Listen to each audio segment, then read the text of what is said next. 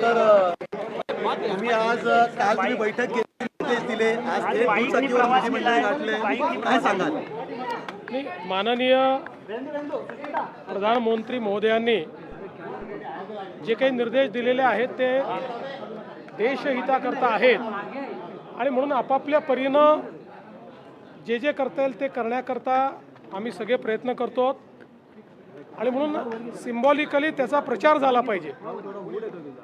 आणि जेव्हा राज्यातले नेते मंडळी अशा प्रकारे प्रचार करतात तर ते लोकांपर्यंत पोहोचतं, म्हणून मी आज या ठिकाणी मोटरसायकलने आलेलो आहे।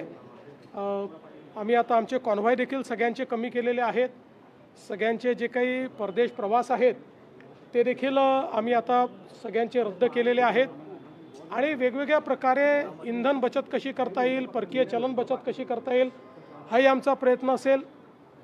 विशेषतः शासकीय आयोजनं जे आहेत, आता उद्याला आम्ही एक साताऱ्याला खूप मोठं आयोजन केलेलं आहे, त्याचं ऑलरेडी सगळं नियोजन झालेलं असल्यामुळे आणि त्याच्यावर ऑलरेडी पैसा खर्च झालेला असल्यामुळे ते आम्ही रद्द केलेलं नाही।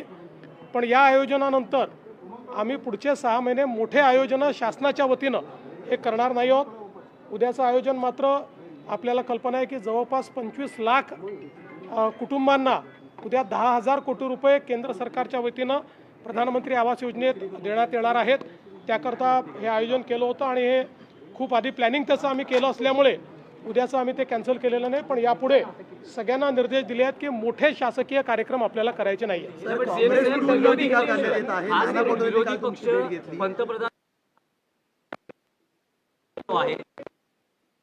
नेते राहुल गांधी असतील किंवा अन्य नेतेही असतील, त्यांचं असं खरं तर युद्ध सुरू झालं तेव्हाच ही परिस्थिती होती, पण तेव्हा गांभीर्याने घेतलं गेलं नाही आणि आता लोकांना संकटात टाकलं जाते। मला असं वाटतं की विरोधी पक्षाला थोडी प्रगल्भता यावी लागेल। जगाचे सगळे देश ज्यावेळी याच्याही पेक्षा कठोर निर्णय घेत आहेत त्यावेळी आपल्याला माननीय प्रधानमंत्री मोदयांनी थोडासा त्याग करायला सांगितलं।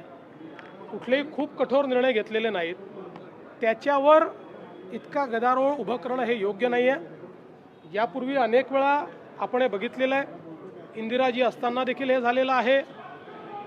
त्या ठिकाणी आपले जे काही नरसिंहरावांचं सरकार होतं त्याही वेळेस अशा प्रकारचे मेजर्स घेतले आहेत। चिदंबरम यांनी देखील 2012 साली हेच मेजर्स या ठिकाणी घेतलेले आहेत। त्यामुळे अशा प्रकारचं दुटप्पी वागणं हे योग्य नाही आहे।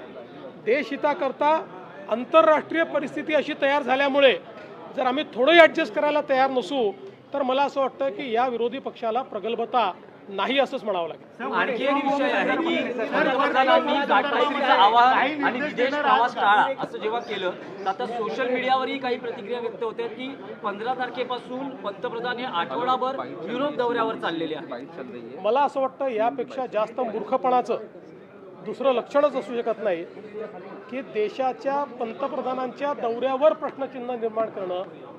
देशाचे पंतप्रधान जेव्हा परदेशात जातात, स्ट्रॅटेजिक अलायन्सेस होतात, देशाच्या अर्थव्यवस्थेला त्या ठिकाणी त्याचा फायदा होतो आणि म्हणूनच प्रधानमंत्री मोदयांनी सांगताना जे काही विदेश प्रवास करू नका असं म्हटलेलं आहे ते अनावश्यक किंवा टाळता येण्यासारखे।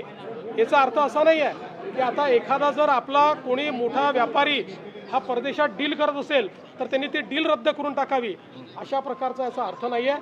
बिनडोकपणे प्रधानमंत्र्यांवर या ठिकाणी मी बिनडोकच म्हणेन, अतिशय दुर्दैवाने म्हणतो असे शब्द वापरू नये, पण जे अशी टीका करतात ते बिनडोकच आहे।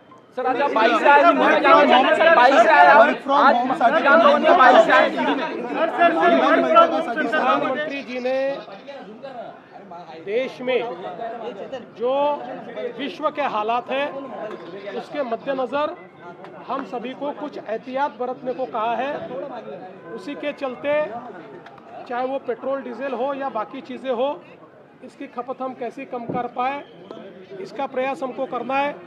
हम सब ने अपने कॉन्वॉय कम कर दिए हैं। आज एक मैं ऐसा कह सकता हूँ कि मैं जो मोटरसाइकिल से यहाँ आया तो इस जो निर्णय है इस निर्णय को समर्थन देने के लिए, और जब हम ऐसा करते हैं तो ज़्यादा से ज़्यादा लोगों तक ये चीज़ें पहुँचती है, इसलिए मैं यहाँ पर मोटरसाइकिल से आया हूँ।